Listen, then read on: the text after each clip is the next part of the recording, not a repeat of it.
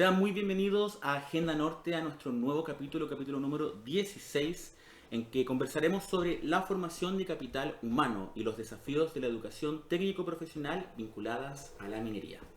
Una temática clave en un escenario donde la industria enfrenta la necesidad de diversificar su fuerza laboral, impulsar la participación femenina y preparar nuevas generaciones para la transición energética y digital. Soy Leonardo Silva, director de Diario Regionalista.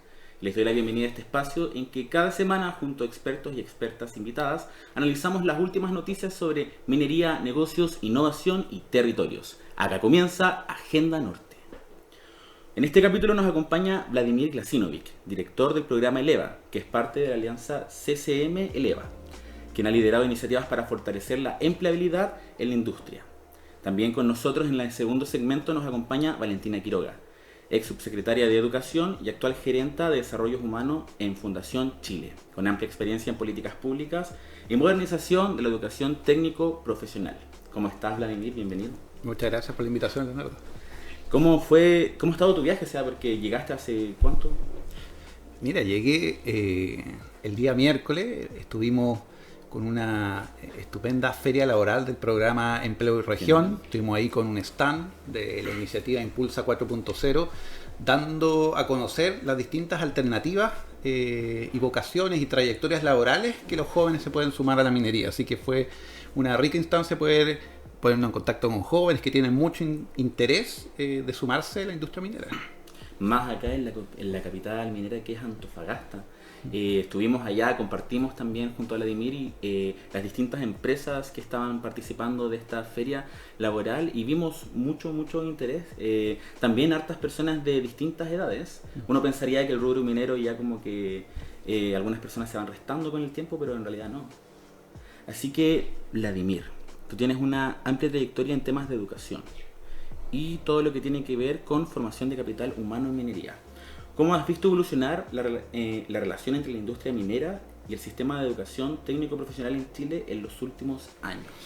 A ver, yo siento que la evolución ha sido tremenda.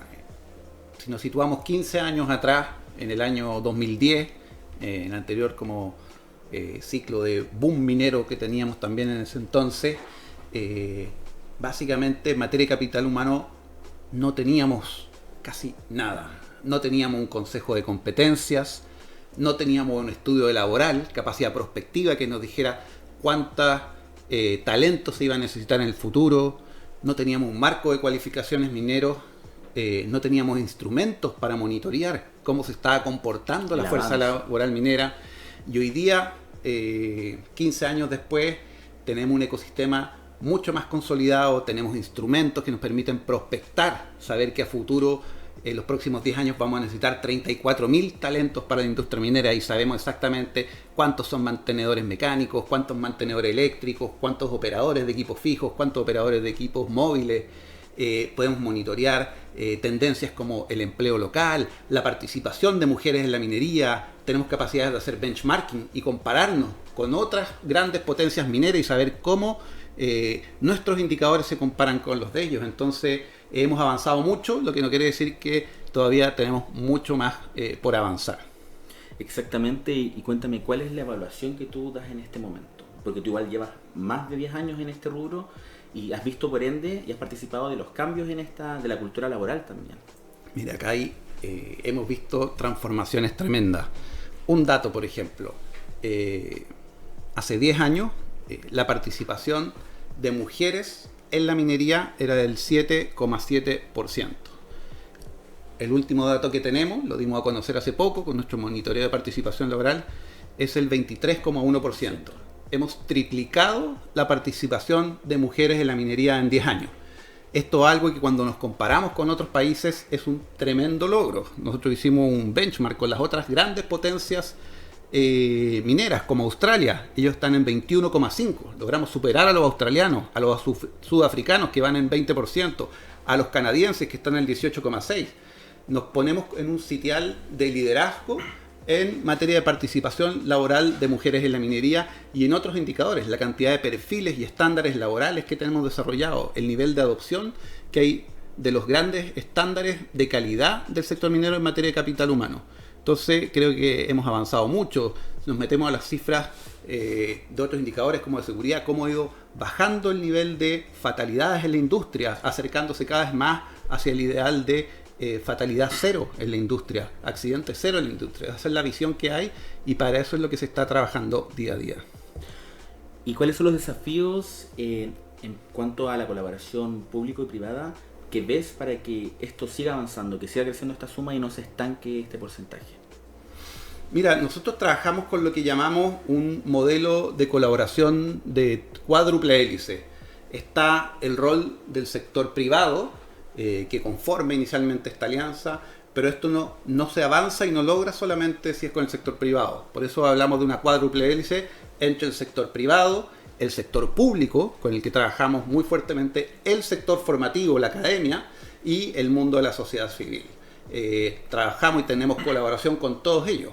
Con el sector público tenemos un convenio de colaboración con la Subsecretaría de Minería y los indicadores que vamos produciendo nosotros, el monitoreo de género, el monitoreo de empleo local, los indicadores de demanda de talento, los reportamos nosotros al Ministerio y eso nutren la Política Nacional Minera 2050. Tenemos colaboración con el sector formativo, tenemos colaboración con el mundo de la sociedad civil, trabajamos con las WIM, las Women in Mining, tenemos colaboración con ellas, con las RIM, la Red de Ingenieras en Mina y muchos otros. Los cambios, las grandes transformaciones no los logra ni una empresa por separado, ni el sector privado por sí solo. Esto requiere colaboración entre el mundo público, el privado, el sector productivo y también la sociedad civil. Y eso es lo que creemos es la fórmula del éxito. Y también es tan necesario que nos sumemos ahí los medios de comunicación, porque hay que divulgar esta información y hay que de alguna manera también acercarle a las personas esta información, porque a veces puede ser un poco intimidante, ¿no? Especialmente para quienes no se han relacionado con el sector minero de primera mano.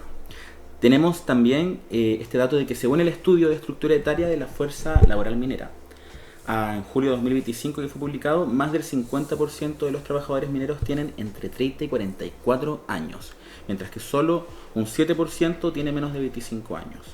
¿Qué lectura haces sobre este envejecimiento relativo de la fuerza laboral? Mira, el tema de la estructura etaria de la fuerza laboral minera es un tema que se está realizando también en los otros países mineros. Canadá sacó un estudio también bien interesante hasta hace poco y eso nos inspiró nosotros también a sacar un estudio que comparara la estructura etaria. En términos generales, ¿qué es lo que vemos en este primer estudio bien inédito? Es que efectivamente la edad promedio de la fuerza laboral minera ha ido aumentando levemente. Hace 10 años, el año 2014, era de 42.9 años y el último dato que tenemos del año 2024 es de 43,5. Entonces es un leve aumento, un leve envejecimiento, podría decirse. Ahora, ¿qué es lo interesante que cuando uno empieza a disectar estos datos? Cuando hablamos de hombres, vemos que la edad promedio aumenta mucho más drásticamente, de 43 años a 45 años en 10 años. Mientras que la edad promedio de las mujeres va al revés, a la baja. Va de 42 años, hace 10 años, a 38 años a la fecha. Entonces, hay 7 años de diferencia entre la edad promedio de los hombres de la edad promedio de las mujeres. Esto nos dice que la estrategia de incorporación de nuevo talento y de reconversión de la fuerza laboral minera está funcionando y viene de la mano del talento femenino. Es el talento femenino joven, el que se está incorporando con mucha fuerza a esta fuerza laboral. Y vemos también otros elementos bien interesantes, cómo ha variado en el tiempo la participación del talento senior, que le llamamos nosotros, aquellos talentos ya más consolidados de más de 55 años. Si hace 10 años era el 15,7%, la participación de los seniors ahora es del 17,2%. O sea, hay más personas con seniority dentro de la fuerza laboral. Y los jóvenes, si hace 10 años era del 10,3%, ahora es solo del 6,9%. La fuerza, hay menos jóvenes participando en la fuerza laboral, los jóvenes que son los de menores de 30 años en la fuerza laboral. Entonces, también un tema que tenemos que ver con cercanía. Hay más personas seniors y menos jóvenes. ¿Qué vemos de eso? Ahora se habla mucho de las distintas generaciones, ¿no es cierto? Claro. Se habla mucho de los millennials, la Gen Z. Los millennials representan el 49% de la fuerza laboral minera, entonces es lo más masivo, los millennials hoy día. Están también la generación X, 39% hoy día la fuerza laboral son la generación X. ¿Y cuáles son los pedacitos más chiquititos? Están los baby boomers, solo un 6,4%, y es la generación que se va como en etapa ya de retiro. Y está la Gen Z, esa escurridiza generación Z, que hoy día es solamente el 5,3%. Que ese es el desafío de cómo atraemos a la generación Z. Claro. Los australianos hicieron un estudio fenomenal tratando de entender la mentalidad de los jóvenes de la generación Z y cuál era su percepción respecto a la minería y qué estrategias podían usar para atraerlo. Es el tipo de cosas que hay que empezar a pensar, porque atraer a una generación Z es distinto que atraer a una generación X, es distinto que atraer a un millennial, y ese es el tipo de cosas que tenemos que empezar a aprender para atraer a este nuevo talento. La buena noticia es que la generación Z es totalmente paritaria. Hoy día la generación Z que se está incorporando a la minería, si bien son pocos, son mitad hombres y mitad mujeres. Ese es el perfil de género de la generación Z que hoy día se está incorporando a la minería. Entonces podríamos de alguna manera inferir que la generación Z igual es un poco más cercana a esta perspectiva de género, o quizás está un poco más instalada. Exactamente, deja de lado estas como ideas quizás más de una industria masculinizada. Son generaciones que no ven diferencias, no dicen, mira, es que hay trabajos para hombres, hay trabajos para mujeres. Aquí se entiende que todos los trabajos son igualmente accesibles para hombres, para mujeres, para personas en situación de discapacidad, para personas de distinta edad. Entonces es un nivel de apertura mucho más grande de acceso al mundo laboral. Y que es tan necesario igual, por acá, una generación Z. Entonces es efectivo, ¿no? También están estas teorías que hablan de un poco la búsqueda laboral que tenemos la generación Z, como es que esta búsqueda un poco más motivacional, ¿no? Antes habían motivaciones laborales más higiénicas, como un buen escritorio, un buen equipo. Y los Gen Z pareciéramos ser un poco más motivacionales, como buscar empleos que no tengan tanto techo, que mayor proyección en el fondo de sueldo. Y también un poco de eso social, ¿o no? La generación Z estamos ligados a las redes sociales, necesitamos un poco esa mecánica, y especialmente con compañeros. Ahora, en cuanto al estudio de oferta formativa, vamos a materia específica de formación. A 2025 este estudio señala que la matrícula en educación media, técnico-profesional, vinculada a minería cayó desde 57.300 en 2022 a 55.500 en 2024. ¿Cómo explicamos esta baja? ¿Y cómo alinear mejor la oferta educativa con la demanda real de la industria? Mira, una de las buenas cosas de tener esta alianza CCM Eleva, este consejo de competencias, es que podemos hacer todos estos estudios. Hacemos el estudio que nos permite anticipar la demanda, estos 34.000 talentos, estos estudios de monitoreo de género, estos estudios etarios. Y tan importante es como comprender la demanda de talento, es comprender la oferta de talento. Y uno, ¿dónde ve la oferta de talento? Uno ve cuál es la oferta formativa, cómo se está formando la gente en las carreras vinculadas al sector minero. Y como tú bien dices, nosotros hicimos una segmentación y vimos cómo se está comportando la educación media técnico-profesional con las especialidades vinculadas a la minería. Y efectivamente, cuando tomamos el país completo, todo Chile y todas sus regiones, vemos que cae la matrícula técnico-profesional de especialidades vinculadas a la minería. Ahí estamos hablando de especialidades tales como metalurgia extractiva, explotación minera, mecánica industrial, mecánica y electricidad. Pero cuando hacemos un zoom, porque sabemos que la minería en Chile no está concentrada en todas las regiones del país, cuando nos enfocamos en las regiones de la macrozona norte, que le llamamos nosotros, vemos que la oferta está creciendo. Entonces, cuando vimos el número a nivel nacional nos preocupamos un poquito y después dijimos, pero hagamos un zoom por regiones.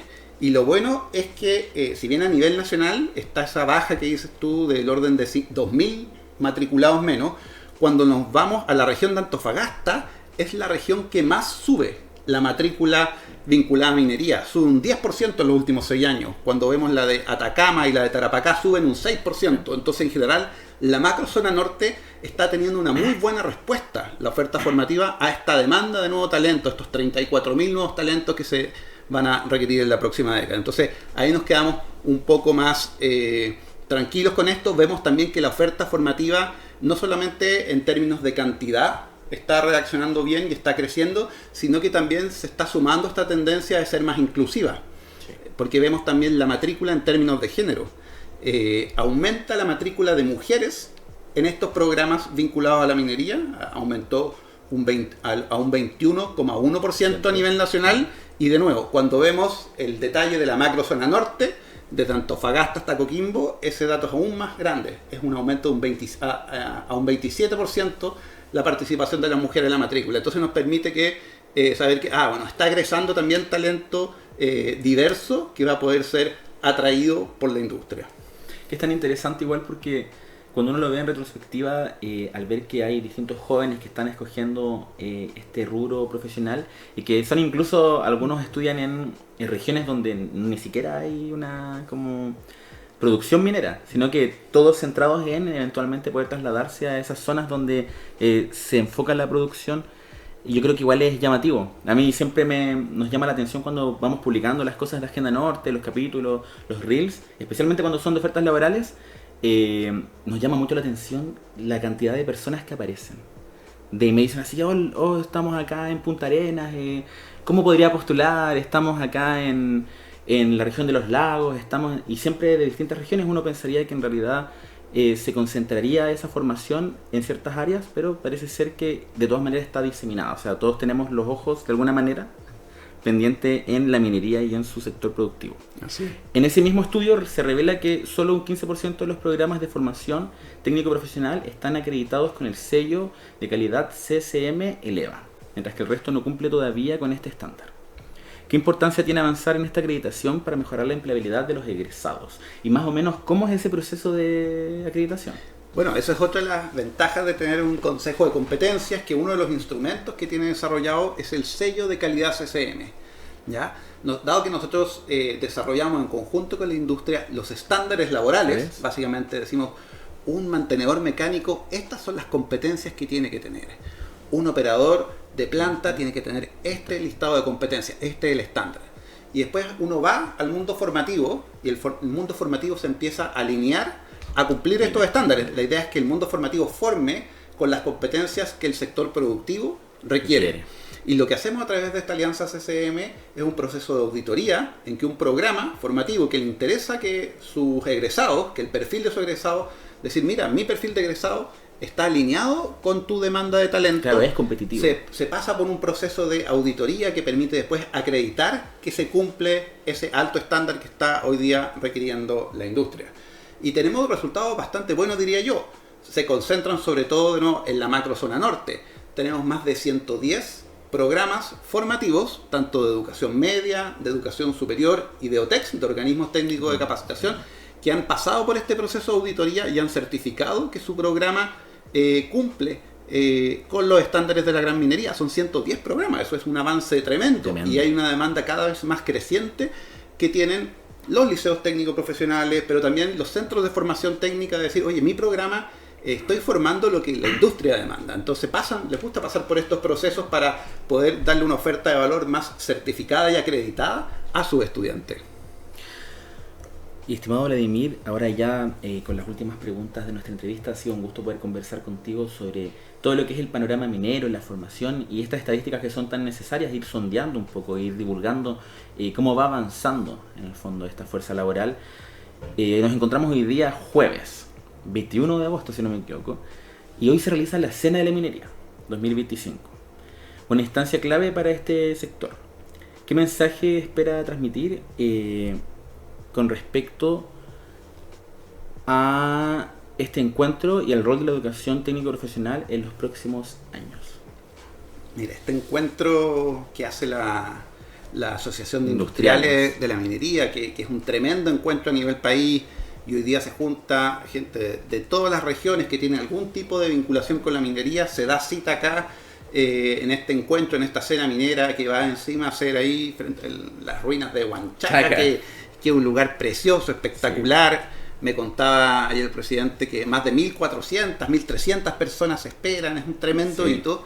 Y para este año lo que supe por ahí es que también va a tener estamos en un año de elecciones presidenciales, se dice que Sí. van a venir los candidatos, Candidatos. los principales candidatos presidenciales del país van a estar presentes en esta mesa minera.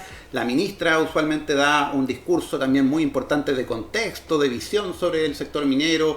Escuchamos también usualmente al gobernador de la región de Antofagasta, Ricardo al Díaz. presidente, exactamente, el presidente de los industriales. Y ahí se da un diálogo muy interesante, muy rico, pero que a veces, muchas veces queda solamente recluida a la gente que trabaja en el mundo minero. Entonces por eso yo encuentro muy interesante, a mí no me había tocado antes, ver esto de que participen los candidatos presidenciales, Sí. porque vivimos en Chile. Chile es un país minero, más de la mitad de las exportaciones que tenemos como país son relacionadas al mundo minero, pero muchas veces la gente en general, la opinión pública en general sabe bastante poco de minería. Sí. Los programas presidenciales no siempre tienen totalmente desarrollado el tema minero, entonces esta es una excelente oportunidad que quienes aspiran a dirigir el país se compenetren de los temas tan relevantes que tiene la minería, no solo el tema de capital humano, no solo el tema de formación técnica profesional, sino que de las distintas expectativas que tienen las regiones mineras. Las regiones mineras también aspiran a tener un desarrollo,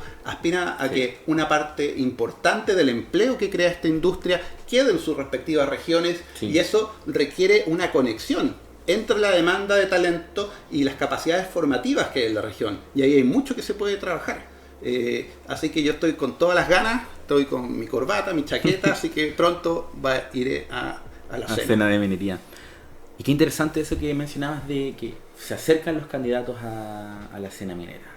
Algo que se había visto antes, claro, pero en esta oportunidad estarían participando, conversábamos antes de la entrevista, Janet Jara, Evelyn Matei, José Antonio Kast. Entonces, igual interesante, José Antonio Kast decidió dar inicio a su campaña acá, lanzarla acá en Antofagasta. Y estamos ya poco a poco, pareciese ser que ya no podemos negar la importancia de la minería en el área de la política y ya es parte central de la discusión, y también siempre es positivo que veamos a estos candidatos presidenciales acercarse a la región de Antofagasta, conocer un poco más o menos la mecánica que tenemos acá y las maneras, también eso que decías de retener de alguna manera el talento local y mantener, emplear en el fondo a las personas de la región de Antofagasta, porque muchas veces la gente de Antofagasta puede pensar que el nivel de producción minero que hay acá no se ve tanto en las calles.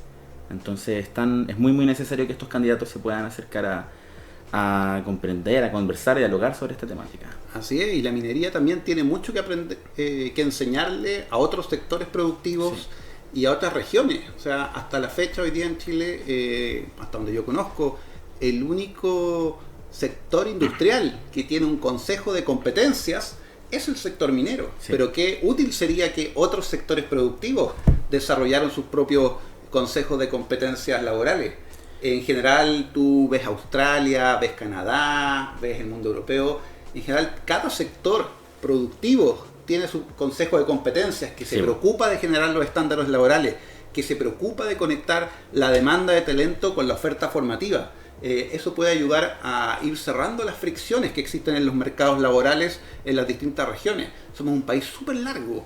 En las regiones extremas hay poquita concentración de población. Entonces, Sí. cuando de repente llega un gran proyecto de inversión que demanda mucho talento, uno lo puede anticipar. Y si lo anticipa, tiene la capacidad de preparar al mundo formativo para que el talento local aproveche al máximo estas oportunidades de inversión. Si uno no se prepara, si uno no se anticipa, ocurre el fenómeno de la conmutación, que ante la demanda de talento y que no se encuentra a nivel local, se empieza a llegar gente de otras regiones, produce todos estos grandes movimientos de gente que uno ve en los aeropuertos, el copamiento de los hoteles, y Claro. bueno, muchas cosas de ese tipo. Entonces, permite un consejo de competencias mineras es tener esta capacidad de prospección, de anticipación de la demanda y trabajar en su conexión con el mundo formativo.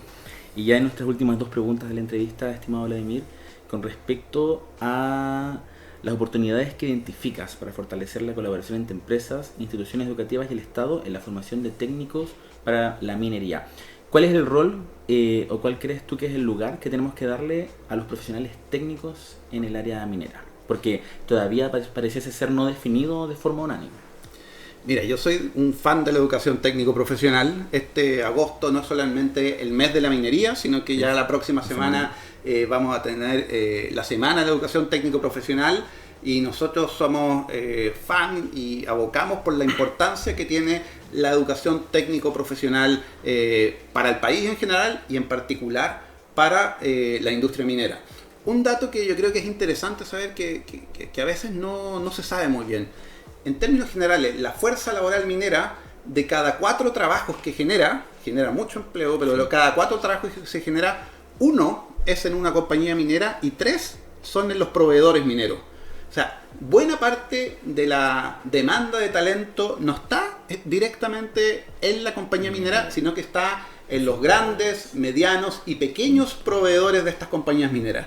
Entonces, un mensaje importante también es cómo incorporamos a los grandes, medianos y pequeños proveedores a esta idea de un consejo de competencias mineras, a adoptar los grandes estándares de la minería, y también el mensaje para los jóvenes que, claro, hoy día cuando uno está en el colegio, uno siempre en clases de historia te pasan la historia de Codelco y todo el mundo piensa, un excelente lugar donde trabajar. Obviamente Codelco te lo pasan en las clases de historia. Hace poco salió Codelco mencionado como una de las mejores empresas donde trabajar en una encuesta muy relevante. Pero la invitación quizás a los más jóvenes es a que sepan también que si quieren sumarse al mundo minero, partir trabajando con los proveedores de la minería es una ruta también mucho más factible, mucho más accesible. Partir trabajando algunos años con proveedores mineros, y de ahí normalmente se da el salto hacia la gran minería. No todos pueden partir en las grandes ligas. Hay que hacer a veces el trabajo de ir ganando experiencia, ir conociendo el oficio y después dar el salto. Entonces ahí muchas veces son los proveedores mineros, que en la región de Antofagasta hay muchísimos y de muy buen nivel, con mucha vocación formativa, que uno aprende mucho trabajando con los proveedores de la minería, y la región de Antofagasta tiene proveedores de muy buen nivel. Creo que ahí hay una ruta también para los jóvenes que sueñan también con sumarse a la industria minera. Excelente, Vladimir. Muchas gracias por esta entrevista y con esta invitación de parte de Vladimir Glasinovic, director del programa Eleva, que es parte de la alianza de CCM con Eleva. Les dejamos invitados entonces a informarse, a estar al pendiente de las redes sociales y de las plataformas que tiene el programa Eleva, para ir profundizándonos en un poco más que nada en estos estudios que están realizando, en la importancia también de la educación técnica en el rubro minero. Y puedo dejar una última invitación, se me olvidó pasarlo. Revisen activatutalentominero.cl. Acabamos de sacar esta iniciativa de atracción de talento. Se necesitan más de 34.000 nuevos talentos y estamos acercando, dando a conocer de qué se trata trabajar en minería. Claro. Las cosas más básicas. Este es un e-learning cortito, simpático, autoinstruido. Tú te conectas, activatutalentominero.cl y puedes aprender a conocer el mundo minero para que veas si de verdad es lo que más te interesa a futuro. Así que es totalmente gratuito, pueden acceder desde sus computadores, quedan invitados a registrarse. Muchas gracias, Vladimir. Gracias a ustedes.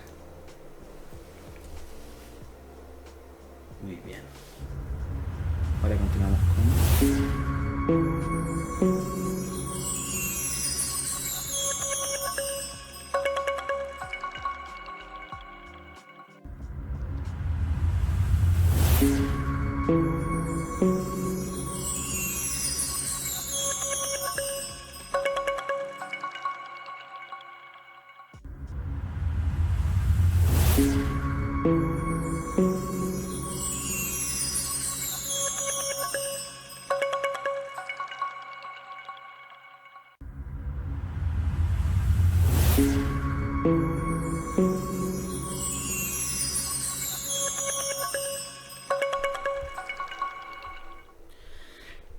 Y estamos de vuelta acá en Agenda Norte. En esta oportunidad nos acompaña Valentina Quiroga, ex subsecretaria de Educación y actual gerenta de Desarrollo Humano en Fundación Chile, con amplia experiencia en políticas públicas y modernización de la educación técnico-profesional. Conversábamos también que subsecretaria de Educación durante el periodo de Michelle Bachelet II. ¿Cómo estás? Bienvenida a Agenda Norte. Oye, Leo, muchas gracias por la posibilidad de conversar. Muy contenta de estar acá y bueno, compartir y hablar, ¿cierto?, de técnico profesional en un mes además tan importante para la formación. La semana que viene ya, el mes, o sea, la semana o el mes de la educación técnico-profesional. Bueno, y cómo nace un poco esta entrevista. Ayer estábamos en la Feria Laboral Empleo Región y me acerqué al puesto de Leva y ahí vi justo con Vladimir y eventualmente Vladimir me dijo que tú estabas acá en la ciudad y como no íbamos a poder entrevistarte, finalmente tienes mucha experiencia en el área. Oye, muchas gracias y bueno, la vida me ha regalado la posibilidad y la oportunidad de estar en distintos momentos y efectivamente el ámbito de técnico profesional es un ámbito que es súper estratégico. La Fundación Chile es una entidad que históricamente ha hecho contribuciones muy importantes para el desarrollo de la formación técnico profesional y yo obviamente estoy súper contenta de poder estar desde Fundación Chile, ¿cierto?, trabajando colaborativamente con muchas otras entidades para fortalecer ese ecosistema. Efectivamente, cuéntanos un poco para las personas que no están familiarizadas con el trabajo de Fundación Chile. ¿Cuáles son sus áreas de acción y qué nos podemos encontrar en sus plataformas? Bueno, la Fundación Chile hoy día es una entidad que está a puertas de cumplir 50 años de historia. Y en el ámbito del desarrollo de personas, hoy día nosotros estamos buscando trabajar por promover trayectorias formativas laborales a lo largo de la vida que le den, por un lado, oportunidades, buenas oportunidades a las personas de desarrollarse y que a su vez ayuden a sostener el desarrollo sostenible del país. Así es que en ese sentido somos especialmente fan de poder estimular y promover trayectorias formativas que estén vinculadas hacia los sectores que tengan que ver con la transición tecnológica y también con la transición socioecológica. Hoy día es una institución que estamos trabajando en torno a misiones, a desafíos. Hemos dado un vuelco hace algunos años en esa dirección y justamente el desafío del desarrollo humano inclusivo es uno de los 3 grandes desafíos que hoy día nos movilizan, además del desafío del cambio climático y el desafío del desarrollo económico y productivo. Igual es una tarea amplia, así como muchos ejes. Yo mientras que leía, iba reporteando sobre la fundación y su trabajo, claro, me encontraba con esto que tú mencionabas, economía verde, transformación digital, hay como hartos campos de acción. Sí. Es que es una entidad cuyo mandato es apoyar el desarrollo del país, finalmente, y en ese sentido tratamos de apoyar tanto al sector público como al sector privado, tratando de tocar ciertos y movilizar aquellas palancas que son estratégicas para el desarrollo y evidentemente el desarrollo de las personas es una pieza clave. Tenemos la convicción de que el desarrollo del país pasa por el desarrollo de las personas y por lo tanto el área de desarrollo humano, ¿cierto?, en la fundación es un área importante. Tenemos varios equipos ahí, trabajamos desde las primeras edades y a lo largo de la vida. Tenemos ahí equipos que están obviamente dedicados al tema de las trayectorias formativas laborales, específicamente en el tema técnico profesional, pero también estamos trabajando en alianzas con otras entidades, por ejemplo, para temas de reconversión laboral, a propósito de las cifras de desempleo, ¿cierto?, que tuvimos hace un tiempo atrás, que son bien preocupantes a nivel nacional. Es súper importante fomentar ese tipo de mecanismos para personas que hoy día van a tener que verse enfrentados probablemente a varios cambios laborales durante su trayectoria en el mundo del trabajo y por lo tanto promover sistemas formativos que faciliten esas transiciones de las personas es parte de lo que hoy día fuertemente nos moviliza. Y que es vital, conversábamos en la entrevista anterior junto a Vladimir con respecto a, claro, todo este campo de las inteligencias artificiales, todos los cambios que van pasando y las generaciones. Yo personalmente soy generación Z y he participado de todo el cambio de la digitalización. Incluso ahora ya en la universidad, en la formación, ya como que se introduce la inteligencia artificial. Pasamos por todo este periodo en que la inteligencia artificial era vista como con recelo, a que ya ahora es parte de la malla curricular que desarrollan las universidades de Chile. Eso sin lugar a dudas es un elemento muy desafiante para las instituciones, porque hoy día los cambios en el mundo del trabajo son cada vez más rápidos. Sí. Y yo diría que uno de los desafíos que tiene nuestro sistema educativo, no solamente el nuestro, sino que a nivel global, es cómo adaptarse con mayor velocidad para poder responder a esos cambios. Claro. Y cuando esas adaptaciones no ocurren en la velocidad y no se logran, ¿cierto?, formar las habilidades que hoy día se están requiriendo, tenemos dobles consecuencias. Por un lado, desde el punto de vista del mundo del trabajo, ¿cierto?, de las empresas, que no logran encontrar el talento que están requiriendo. Y por otro lado, las personas también, que ven mermadas sus posibilidades y oportunidades de trabajo cuando no tienen las competencias y las habilidades que se están requiriendo. Por lo tanto, son momentos en donde la vinculación y la colaboración entre el mundo formativo y el mundo laboral son especialmente relevantes y cada vez lo van a ser más. Y en nuestro país tenemos muchos casos y buenas anécdotas y buenos ejemplos, instituciones, empresas que tienen casos increíbles de vinculación, pero lamentablemente no hemos logrado montar un sistema que se articule y que logre ponerse pantalones largos en esos mecanismos de vinculación. Hemos tenido algunos instrumentos y herramientas en esa dirección, pero estamos bastante al debe, yo diría, a nivel nacional, de poder pasar de esos buenos casos y buenas anécdotas a un sistema en donde realmente esto se articula y se logra entonces esa velocidad de intercambio, claro, para poder entonces reducir esas brechas que existen entre la demanda del mundo del trabajo y lo que las personas hoy día adquieren en el sistema formativo. ¿A qué le atribuirías esa dificultad o ese desafío que está instalado? Bueno, eso tiene distintas capas. Tiene una capa que uno pudiera decir quizás a nivel local, en donde las instituciones formativas deben fortalecer los esfuerzos de vinculación con el mundo del trabajo. Eso es tremendamente importante para poder entonces mantener vigencia en lo que se está formando. Pero no es la única capa. A nivel también más nacional, se requiere invertir, diría yo, en mayores niveles de espacios de articulación. En la propia conversación con Vladimir hablaban del Consejo de Competencia Minera, que hoy día es una suerte de excepción en el concierto nacional. Uno mira, ciertos países más desarrollados tienen articulados consejos de competencia que cubren prácticamente todos los sectores. Entonces esto también tiene una capa más nacional, no solamente local, y también tiene una capa, diría yo, cultural. Sí. Cuando uno piensa, por ejemplo, en las expectativas de las familias, de las personas, en general hay una ambición muy importante por ir a la universidad, ¿cierto? Yo creo que todos nosotros quizás crecimos con esa idea de que llegar a la universidad era como un logro, y un reflejo, ¿cierto?, de un avance familiar, probablemente de varias generaciones. Y casi automático, ¿no? Hablábamos de las generaciones que por primera vez llegaron a la universidad como un tremendo logro, y sin desmerecer lo que eso signifique, eso de alguna manera culturalmente también invisibiliza trayectorias, por ejemplo, del sector técnico profesional, que son altamente competitivas, altamente demandadas, ¿cierto? Vladimir compartía las cifras, por ejemplo, del sector minero, que es un sector además con oportunidades laborales y de renta muy atractivo, y que a veces las personas no las tienen en su radar por diversas razones. Entonces es un desafío que tiene todas esas capas, y yo diría que tenemos que ser muy agresivos en el buen sentido de poder abordar todas esas capas para montar un sistema formativo mucho más ágil y flexible de lo que tenemos hoy día. Tenemos buenos casos, esa es la buena noticia mirando el vaso medio lleno, ¿no?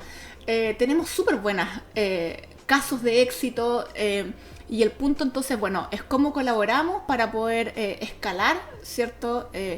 Y armar entonces desde esas buenas experiencias, transformarlas en pilotos de aprendizaje que después puedan ser escalados o incluso transformadas en política pública.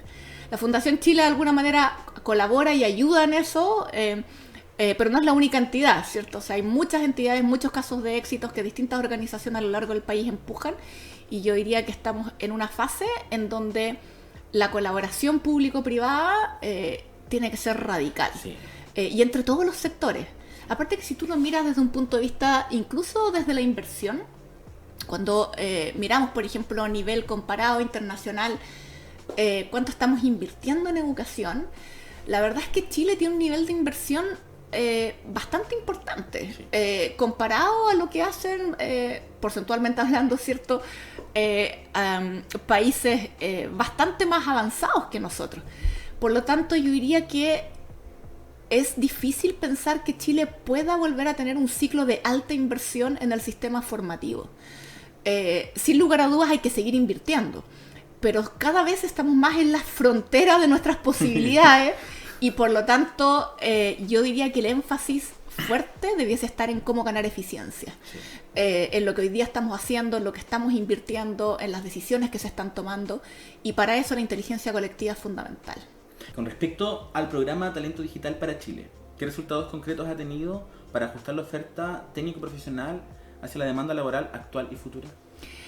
Bueno, Talento Digital para Chile es una iniciativa que es el fruto de una alianza público-privada. Fundación Chile actúa como coejecutora en coordinación, en conjunto con Fundación Codea, en donde somos socios estratégicos en esta alianza, y que hoy día está pasando a ser liderada por el Ministerio de Hacienda. Ese es el tipo de ejemplos y que de alguna forma yo diría de los cuales podemos aprender muchísimo. Claro, sí, Y extrapolar. Eso, desde el punto, yo decía que una alianza público-privada, porque otro socio también muy estratégico en esto es el CENSE. Hay más entidades privadas en esto, también está INVE, ¿cierto?, entre otras entidades. Y ese es el tipo de colaboración, cuando hablamos de colaboración radical, es el tipo de colaboración que está detrás de esta alianza. Esa es un programa finalmente de capacitación para el empleo, en donde se ha trabajado en cada uno de los pasos que esto que tener un buen programa de capacitación demanda. Hoy día tenemos más de 180.000 personas que han postulado a las becas de talento digital. Se han entregado más de 30.000 becas. Y es un programa que hoy día tiene una evaluación de impacto positiva, independiente, que la encargó el Ministerio de Hacienda a finales del año pasado. Tuvimos los resultados con un resultado increíblemente positivo, bueno, y también identificando obviamente espacios de mejora, ¿cierto? Y ahí yo diría que como el secreto de la salsa, que uno pudiera decir detrás de esto, es una fuerte vinculación con el mundo del trabajo. Es tremendamente estratégico que los programas formativos estén traccionados desde la demanda. Este es un programa que hoy día tiene una red de más de 350 empresas a nivel que están instaladas en el país, en donde se les pregunta anualmente qué es lo que requieren contratar en un periodo, en un mediano plazo, ¿cierto? Dentro del año, básicamente. Y a partir de esa información, entonces se trabajan cuáles son los planes y programas que se van a entregar.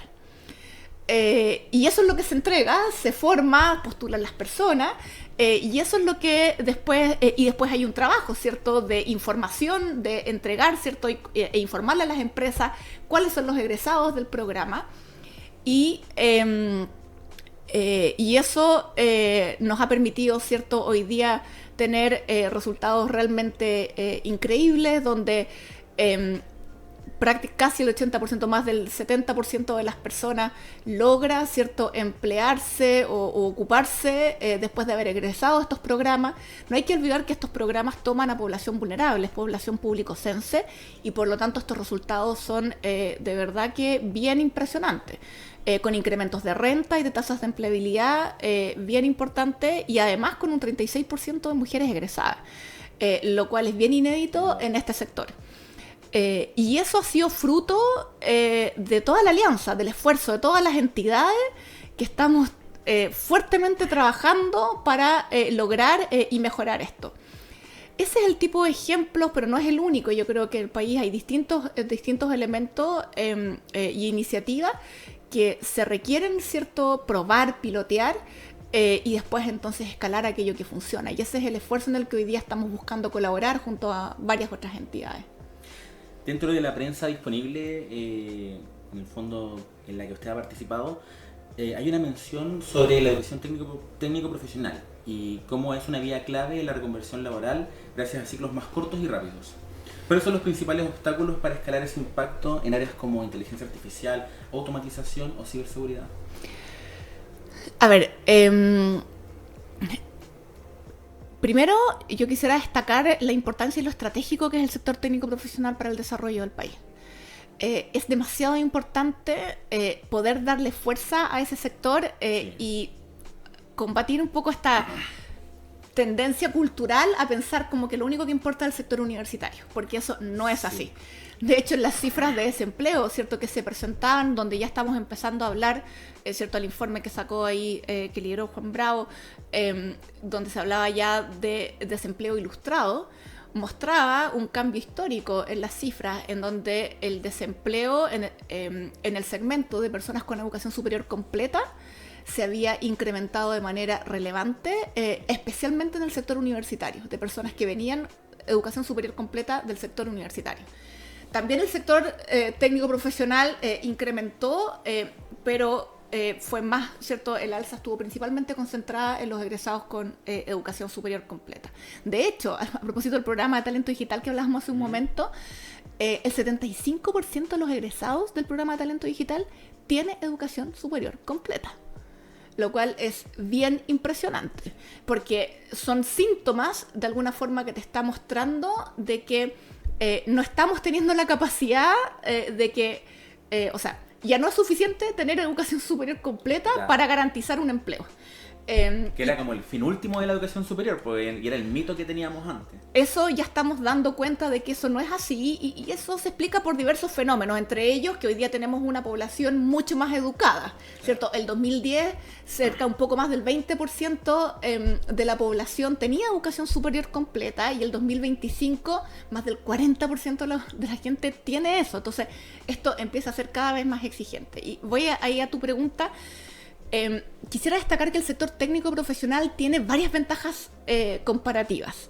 Primero, tiene una capilaridad enorme a nivel nacional, ¿cierto? Más de 300 sedes de educación superior a lo largo del país, además de los 900 liceos, ¿cierto?, de educación TP. Segundo, lo que tú decías, son formaciones de ciclos cortos, por lo tanto, eso le da mucha mayor facilidad a las personas de poder, ¿cierto?, tomar este tipo de cursos. Tercero, las modalidades que entrega, porque en general el público, los estudiantes de educación TP trabaja con mucha población adulta. Sí. Por lo tanto, ya tiene la flexibilidad de tener modalidades que se adecúan a personas que muchas veces tienen que trabajar y educarse al mismo tiempo, ¿cierto? Y lo otro es que en general tiende a tener una conexión con la demanda bastante más alta, a pesar de que igual podemos mejorar ahí. Entonces, yo te diría que son ventajas comparativas muy importantes que les facilitan, ¿cierto?, la incorporación de estas nuevas necesidades. Ahora, dicho lo anterior, yo tengo la impresión de que no es suficiente pensar en cómo se incorporan estos nuevos conocimientos en las mallas regulares tradicionales, sino que si uno piensa incluso en el sector universitario o incluso en el sector TP, hay ciclos que a veces son un poco más lentos de lo que el sector requiere. Entonces, yo creo que tenemos que movernos hacia el desarrollo de microcredenciales y probablemente parrillas de cursos que puedan resistir estos ciclos de mejora o de actualización en combinación con cursos o, ¿cierto?, que puedan tener un dinamismo mucho más alto y conectado con la demanda. Entonces yo creo que tenemos que irnos hacia un sistema formativo que permita combinar esas formaciones de tal manera de asegurar que las personas, una vez que ya estén a puertas de salir y terminar sus cursos, estén más preparadas para la empleabilidad. Porque la única forma, el único cambio que ha habido desde el área de la educación universitaria que mencionábamos anteriormente, la única adquisición que vendría a leer esto que conversábamos sería los programas Advanced, pero todavía no son tan conocidos por la población en general, ¿o no? Y tienen costos además, sí, que no son menores para la población. Entonces aquí hay que pensar soluciones masivas, sí, que puedan estar disponibles para la población. Y en ese sentido los programas de capacitación, la formación técnico-profesional es gratuita, ¿cierto?, para un porcentaje importante de la población. El Ministerio de Educación en Chile ha ido desarrollando una gran cantidad de ayudas estudiantiles, de becas, además de los temas de gratuidad. Entonces, yo diría que aquí hay que recurrir, en el fondo, cómo mejoramos lo que hoy día tenemos, sí, y yo diría que ahí la clave en eso es la alta conexión con la demanda. Son dos elementos claves: la alta conexión con la demanda y la colaboración radical entre todos los actores para asegurar que los programas realmente sean de alta empleabilidad. Y acercándonos al final de nuestra entrevista, Valentina, ha sido un gusto conversar contigo. Vamos con las últimas preguntas.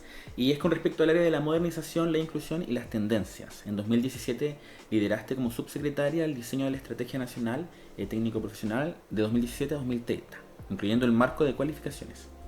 ¿Cómo evalúas hoy sus avances y qué queda pendiente para formalizar un sistema de largo plazo?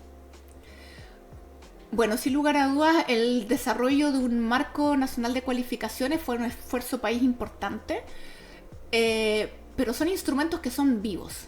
Se requiere actualizarlos, mantenerlos vivos, que se apropien por parte de las instituciones de educación superior, y yo siento que como país nos ha costado sostener ese esfuerzo. Y ahí, en el fondo, el cómo se construyen esos instrumentos, cómo se van poblando también y se va permeando las distintas institucionalidades es demasiado clave. Yo diría que en ese sentido todavía estamos al debe y sobre todo de poder contar con una institucionalidad que responsablemente, que asuma la responsabilidad de mantener estos instrumentos vivos. Y complementarlo con estrategias, por ejemplo, como la del Consejo de Competencias Mineras, ¿cierto? Fortalecer y fomentar la articulación de la industria, porque finalmente ahí está la clave. En el caso, por ejemplo, de la minería, hemos tenido a nivel nacional una experiencia larga desde acomodar lenguaje, de cómo se traduce perfiles, ¿cierto? Sí, ¿no? Al lenguaje de la educación. Entonces yo diría que todavía necesitamos avanzar en una institucionalidad que nos permita realmente que esa colaboración entre el mundo del trabajo y la formación esté mucho más compenetrada, sea sistémica, sistemática y que adquiera el ciclo de mejora que esto requiere. Y ahora con respecto a un acuerdo que se firmó junto a CENIA en diciembre de 2024 por parte de la Fundación Chile para desarrollar capital humano en inteligencia artificial.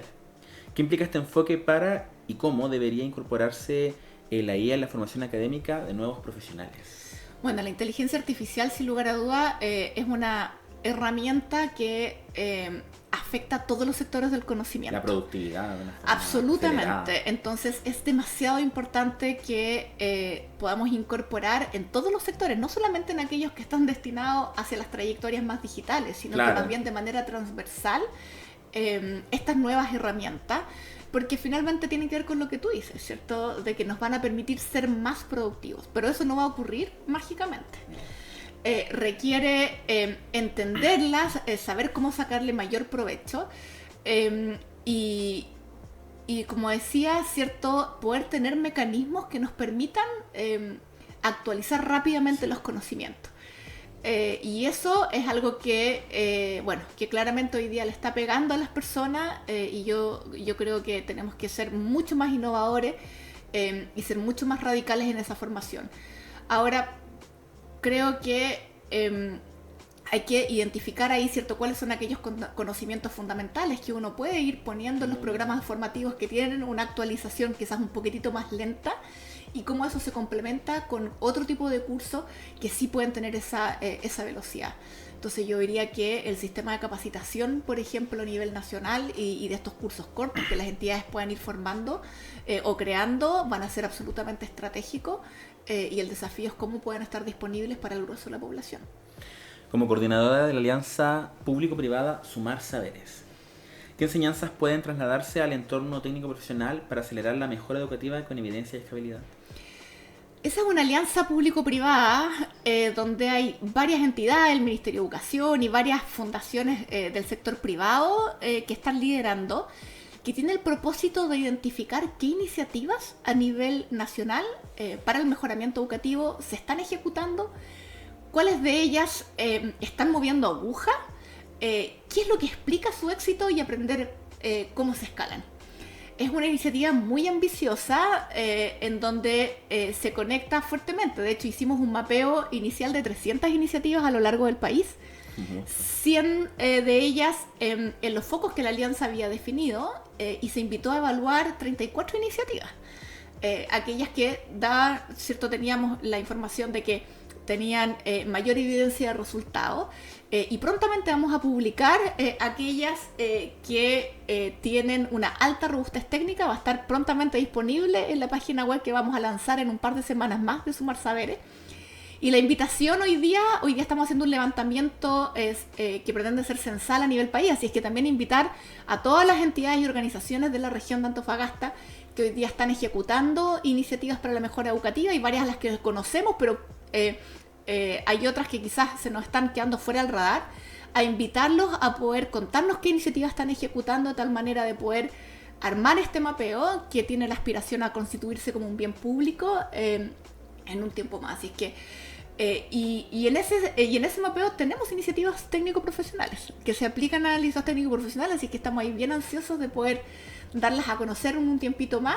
Va a ser una primera versión y ahora esperamos que en una segunda versión podamos tener ya un barrido mucho más completo, así es que la invitación es a sumarse a ese esfuerzo colectivo para poder aprender, ¿cierto? De quienes lo están logrando. Esto no es una línea recta, siempre hay desafíos, aprendizajes que es importante compartir. Y ya como última pregunta, junto con agradecerte, Valentina, el haber conversado con nosotros, conversamos de muchas cosas sobre el panorama actual de la educación técnico-profesional, sobre un poco de tu bagaje y trayectoria en el sector público y privado. En esta semana del técnico profesional, ¿qué mensaje quisieras dejarle a los estudiantes, especialmente mujeres, personas de regiones y quienes buscan formación técnica breve con futuro laboral, sobre el rol que pueden jugar en la transformación del país? Bueno, de todas maneras, invitar a las y los jóvenes que están decidiendo qué trayectoria seguir, a que miren seriamente el sector técnico profesional. En la región, ¿cierto? Hay 23 liceos TP, hay cerca ya de 13.000 jóvenes que hoy día están en esa trayectoria. Y la invitación es a informarse muy bien antes de decidir y no pensar sencillamente que ir hacia una trayectoria más solo cierto tipo universitaria o de ese track es la única opción valiosa. De hecho aquí cierto, el sector minero, el sector de la energía son sectores muy importantes, así es que invitar a las y los jóvenes a mirar, especialmente las mujeres, las trayectorias vinculadas al área STEM. Son trayectorias que hoy día están al alza en la demanda, entonces ojalá priorizar trayectorias que estén vinculadas al sector STEM, ¿cierto? Que de las ciencias, las matemáticas, ¿cierto? De la tecnología, que son las que hoy día están siendo más demandadas. Pero yo diría que no solamente dirigir el mensaje a las y los jóvenes y estudiantes, sino que también a sus familias, porque las y los jóvenes deciden mucho a veces de qué es lo que opina, lo que sugiere la familia, y muchas veces las familias tienen información que tiene que ver cuando ellos eran jóvenes, o las oportunidades laborales que tenían hace mucho tiempo atrás. Así es que también a las familias, antes de orientar a sus hijos e hijas, también informarse, mirar el sector TP, hay harta información, Vladimir entregada, ¿cierto? Son las oportunidades respecto a las trayectorias vinculadas al mundo minero, así es que invitarlos a mirarlo, porque de verdad que hay trayectorias muy atractivas, muy potentes, que ofrecen además la posibilidad de construir proyectos de vida súper entretenidos. Y con esta invitación de parte de Valentina Quiroga, gerente de Desarrollo Humano en Fundación Chile, les dejamos invitados a seguir sintonizándonos en Agenda Norte, a seguir informándose, como decía Valentina, sobre las oportunidades que tiene el sector educativo en lo que es la formación técnico-profesional, a vencer un poco los mitos y a mantenernos actualizados en cuanto a la fuerza laboral de la cual podemos ser parte las distintas personas de la región de Antofagasta y otras regiones. Con esto finalizamos este capítulo de Agenda Norte. Muchas gracias.